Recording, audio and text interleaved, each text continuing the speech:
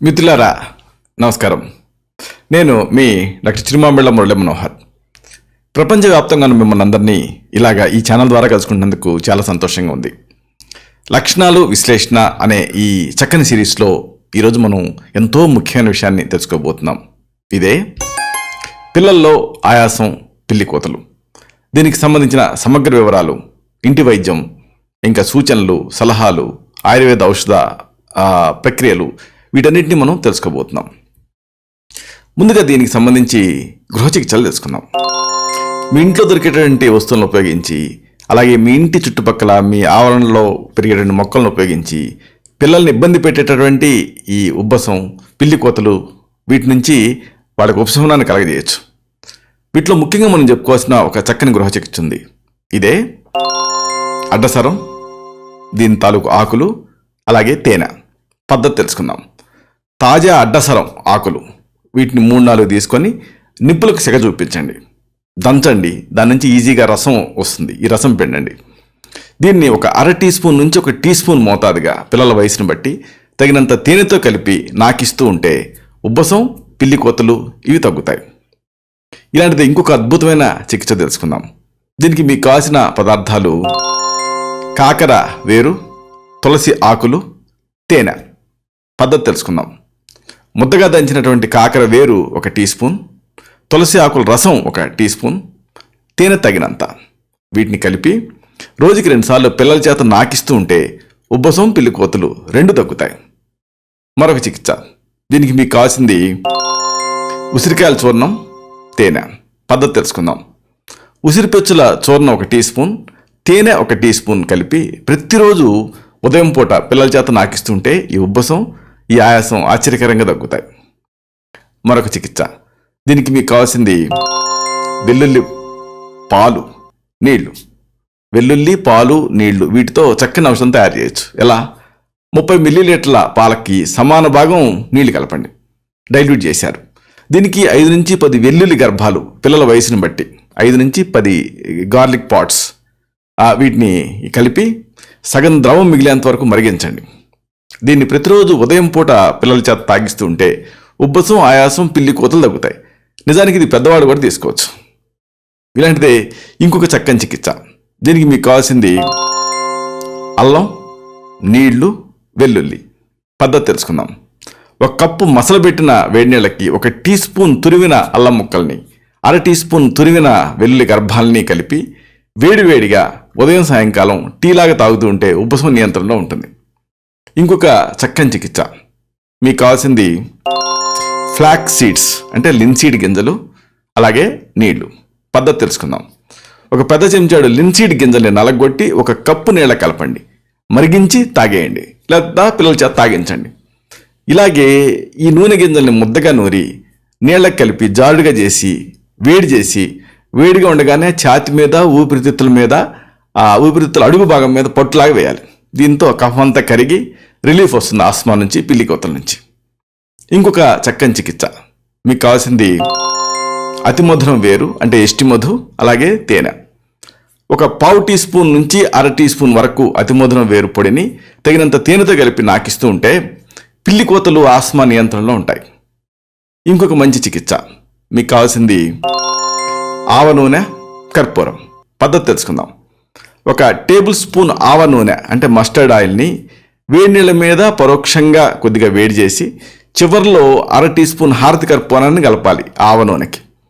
బాగా కలిపేసేసి ఛాతి మీద పూసి మర్దనా చేస్తే మంచి రిలీఫ్ వస్తుంది. ఇంకొక చక్కని చికిత్స.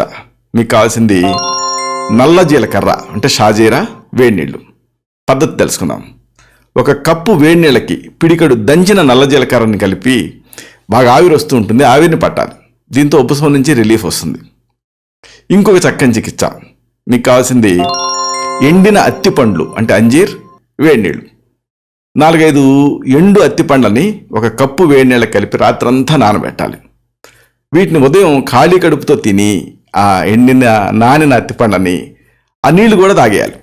ఇలా 2 నెలలు చేస్తే ఉబ్బసంలో ఆశ్చర్యకరమైన ఫలితం కనిపిస్తుంది. ఇంకొక చికిత్స. మీకు కావాల్సింది పసుపు, నెయ్యి, తేనె. పద్ధతి తెలుసుకుందాం. 1 లేదా 2 టీ స్పూన్ల పసుపు పొడిని తగినంత నెయ్యిలో వేయించి దాన్ని అలా నిల్వ చేసుకొని పూటకి 1/2 టీ స్పూన్ మోతాదుగా తేనెతోటి 3 పూట్ల వాడుతూ ఉంటే ఉబ్బసం తగ్గుతుంది. ఇవన్నీ గృహ చికిత్సలు. ఇంకా ఈ సమస్య తీవ్రంగా ఉంటే అప్పుడు ఆయుర్వేద ఔషధాలను ప్రిస్క్రైబ్ చేయాల్సి ఉంటుంది. ఈ ఆయుర్వేద ఔషధాలు స్టీరాయిడ్స్ లాగా వాటిలాగా ప్రమాదకరం కాదు, సురక్షితమైనవి. అయినా కానీ శరీర తత్వాన్ని బట్టి ప్రిస్క్రైబ్ చేయాల్సి ఉంటుంది. వీటిలో ముందు మనం ప్రిఫరెన్స్ ఇవ్వాల్సింది ఏకమూలికలకి. ఈ ఏకమూలికలు అంటే ఏంటంటే సింగిల్ డ్రగ్స్. వీటిలో పుష్కరం మూలం వేరు చూర్ణం, ఖర్జూరాలు దీని దుంపల చూర్ణం, ఇంకా శొంఠి కొమ్ముల చూర్ణం, నేలవాకుడు పంచాంగ చూర్ణం, వీటిని ప్రిస్క్రైబ్ చేస్తూ ఉంటాం తేనెతోటి 1 నుంచి 2 గ్రాములు ఆ సీరియస్నెస్ని బట్టి. ఇలాంటివి అవసరమైతే చూర్ణాలు కూడా ప్రిస్క్రైబ్ చేయాల్సి ఉంటుంది. ఈ చూర్ణాలలో సితోపలాది చూర్ణం, సిత అంటే పటికి బెల్లం, అలాగే తాడిసాది చూర్ణం, అలాగే సిఠ్యాది చూర్ణం, ఇంకా శృంగ్యాది చూర్ణం, బాల చతుర్భద్ర చూర్ణం అంటే పిల్లల కోసం ప్రత్యేకంగా ఫార్ములేట్ చేసిన చూర్ణం, వీటిని కూడా అంతే కండిషన్ బట్టి 1 నుంచి 2 గ్రాములు తేనెతోటి ప్రిస్క్రైబ్ చేస్తూ ఉంటాం. అలాగే ఇంకా కొంచెం తీవ్రస్థాయి సమస్యలు ఉన్నప్పుడు అప్పుడు వటులు రసౌషధాలను ప్రిస్క్రైబ్ చేస్తాం. వటులు రసౌషధాలు వీటిలో శ్వాసకుటార రస్, ఖదిరాది బట్టి, ఏలాది గుటిక, శ్వాసానంద గుళిక ఇలాంటి వాటిని సెలెక్ట్ చేసుకొని ప్రిస్క్రైబ్ చేస్తాం. ఇంకా కఫం బాగా ఉన్న సందర్భాల్లో కషాయాలను ప్రిస్క్రైబ్ చేస్తాం. దశమూల క్వాథం, అలాగే నయోపయ మారాది క్వాదం, ఇంకా గోజుహ్వాది క్వాదం, శిరీష త్వక్వాదం ఇలాంటివి. ఇంకా అవసరమైన సందర్భాల్లో డైజెషన్ స్లగ్గిష్గా ఉన్నప్పుడు ఆస్వాల అరిష్టాలు ప్రిస్క్రైబ్ చేస్తాం. ఇలాంటి ఆస్వాల అరిష్టాలలో కనకాసం, వాసారిష్టం ఇవి ప్రధానమైనవి. అలాగే చిన్నపిల్లలు కదా, ఒకసారి మెడిసిన్ తీసుకోవాలంటే ఇబ్బంది పడుతూ ఉంటారు. అలాంటప్పుడు తీయగా ఉండే లేహ్యాలు ప్రిస్క్రైబ్ చేస్తాం. ఇలాంటి లేహ్యాలలో వాసావలేహ్యం, చిత్రక హరియతకి అవలేహ్యం, అగస్త్య రసాయనం ఇలాంటివి ముఖ్యమైనవి. ఇలాగే ఈ మెడిసిన్స్ ప్రిస్క్రైబ్ చేయాల్సి ఉంటుంది. అయితే మెడిసిన్స్ ఎంత ముఖ్యమో దీనికి సంబంధించి నివారణ పద్ధతులు, జాగ్రత్తలు ఇవి కూడా అంతే ముఖ్యం. అంటే సలహాలు, సూచనలు ఇవి చాలా ప్రధానమైనవి.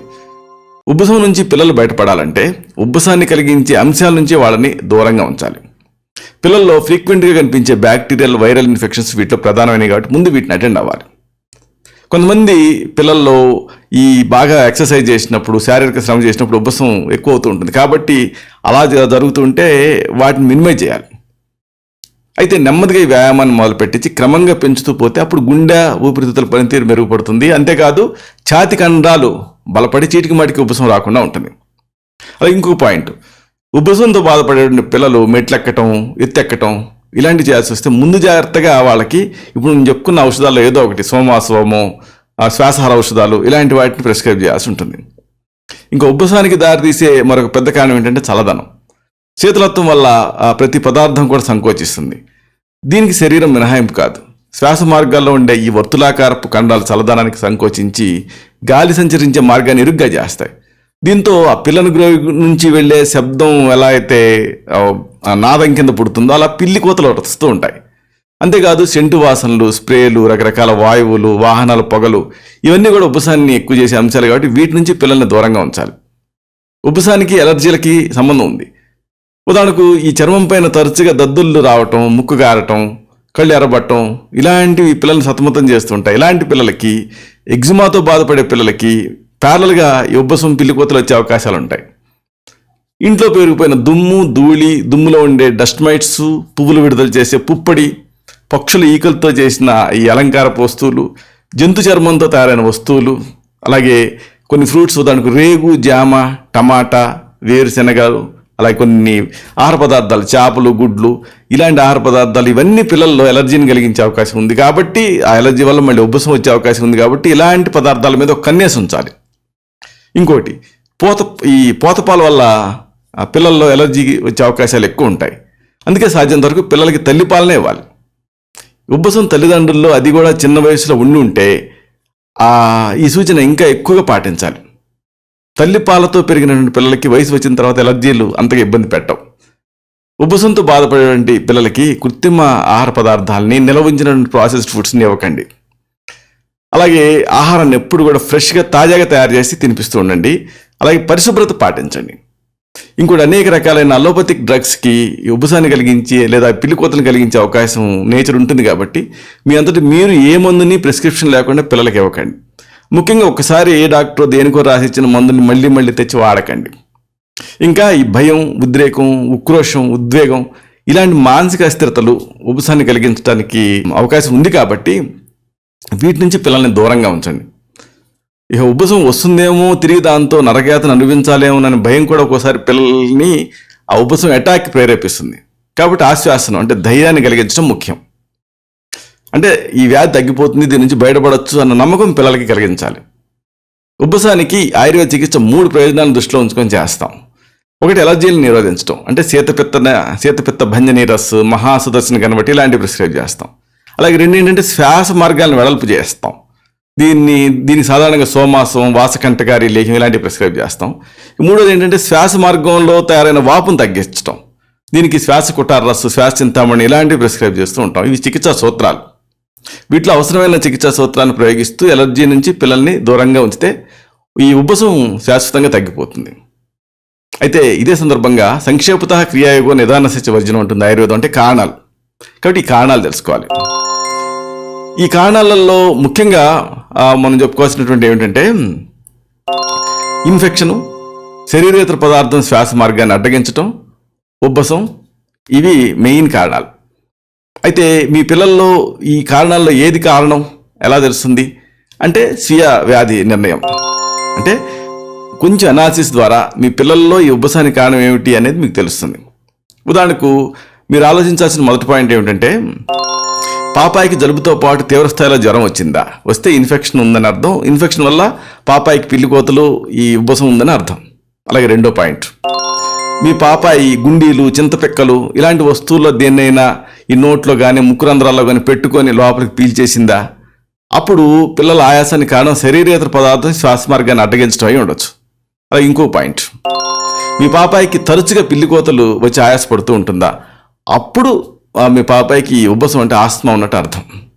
అయితే ఈ సందర్భంగా ఈ సమస్యకి సంబంధించి కొంత ఓవరాల్ అవుట్లుక్ ఉండాలి మీకు, అంటే అవలోకనం. ఉబ్బసం వ్యాధిలో ఈ పిల్లికోతలు ప్రధానంగా ఉంటాయి.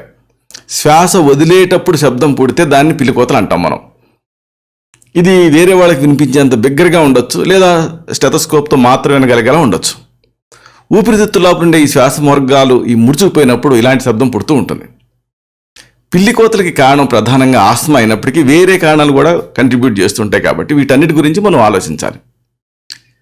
ఉదాహరణకు ముఖ్యంగా ఈ ఇన్ఫెక్షన్ అంటే శ్వాస మార్గాలకి వైరస్, బ్యాక్టీరియా ఇలాంటి సూక్ష్మజీవుల కారణంగా ఇన్ఫెక్షన్ సోకితే ఈ శ్లేష్మ పొరలు వాచిపోయి ఎక్కువ మొత్తాల్లో శ్లేష్మ విడుదలవుతుంది.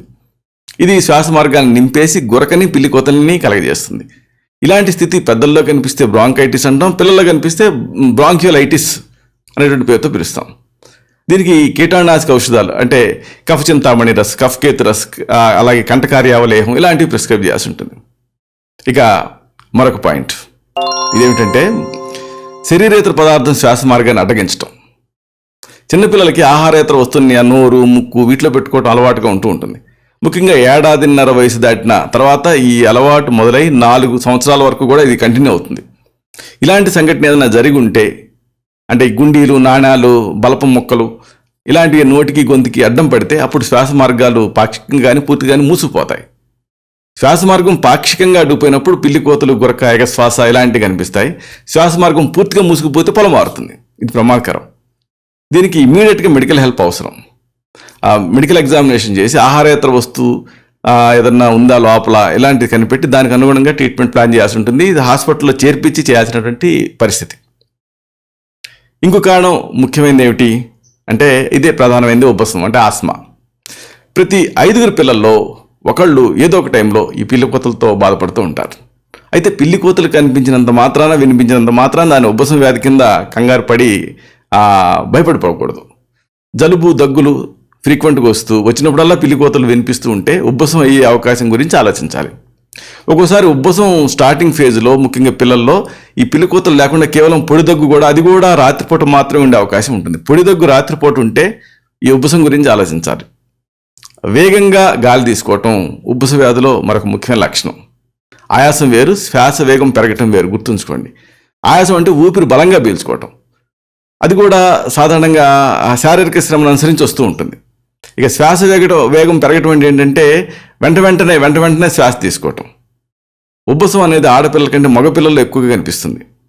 కుటుంబంలో ఒకళ్ళకి ఉబ్బసం ఉంటే మిగిలిన అన్నదమ్ముల్లో కానీ అక్క చెల్లెళ్ళు కానీ ఎలర్జీ ఏదో ఒక రూపంలో కనిపించే అవకాశం ఉంటుంది. కాబట్టి ఇలాగా ఈ పిల్లల్లో ఆయాసం ఉన్నప్పుడు దానికి అనుగుణంగా ఆ కారణాన్ని ముందు శోధించి ఆ తర్వాత దానికి అనుగుణంగా గృహ చికిత్సలు సరిపోతాయా లేకపోతే ట్రీట్మెంట్స్ అవసరం అవుతాయా అనేది డిసైడ్ చేసి దాని ప్రకారం చేయాల్సి ఉంటుంది. ఇలాంటి మరొక ఆసక్తికరమైన విషయాన్ని తిరిగి ఇదే కార్యక్రమాల పరంపరలో మనం కలుసుకున్నప్పుడు సవివరంగా, సహేతుకంగా, సమగ్రంగా తెలుసుకుందాం. శతం జీవ శరదో వర్ధమానః, శతం హేమంతాన్ శతం వసంతాలు. 100 శరత్తులు, 100 హేమంతాలు, 100 వసంతాలు వర్ధిల్లుతూ జీవించండి. Stay healthy, stay happy, be positive, keep smiling. Love you all. శుభం.